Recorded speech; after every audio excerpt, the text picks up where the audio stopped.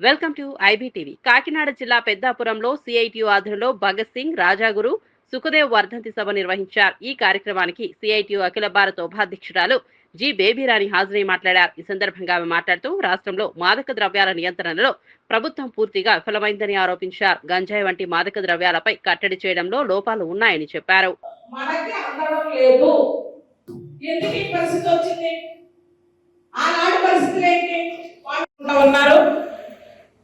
ఇప్పటికప్పుడే భారతదేశానికి స్వాతంత్రం కావాలని చెప్పి పోరాడి అందులో ముందుగా ఉరికంబాలను ఎక్కి ఉరికంబాన్ని ముద్దాడినటువంటి యువకిషోర్ అతి చిన్న వయసు అంటే 23 ఏళ్ళు.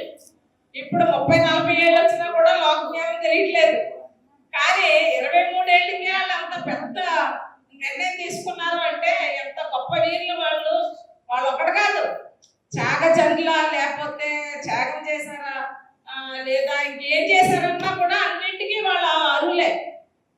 ఈ దేశం కోసం ముగ్గురు ఉరికంబాలు ఎక్కారు. ఈ దేశానికి పట్టిన పీడ సామ్రాజ్యవాదం. ఆ సామ్రాజ్యవాదం అనుసరణలో పనిచేస్తున్న బ్రిటిష్ వాళ్ళని తరిమి కొట్టడమే ఆనాటి వాళ్ళ జేయం. ఆ రకంగా వాళ్ళ ముగ్గురు యువకేశ్వరాలు ఏం కోరుకున్నారు? భారతదేశానికి స్వాతంత్రం కావాలి, ఈ భారతదేశంలో ఉన్నటువంటి సహజ సంపద అంతా ఈ ప్రజలకే వర్తించాలి, మన దేశాన్ని మనమే ఏలుకోవాలి, ఈ దేశ సంపద మనది, వేరే ఒకడు వచ్చి మన మీద పెత్తనం ఏంటి అనే ఆలోచనతో వాళ్ళ ముగ్గురు 1931లోనే వాళ్ళు చనిపోయినటువంటి పరిస్థితి.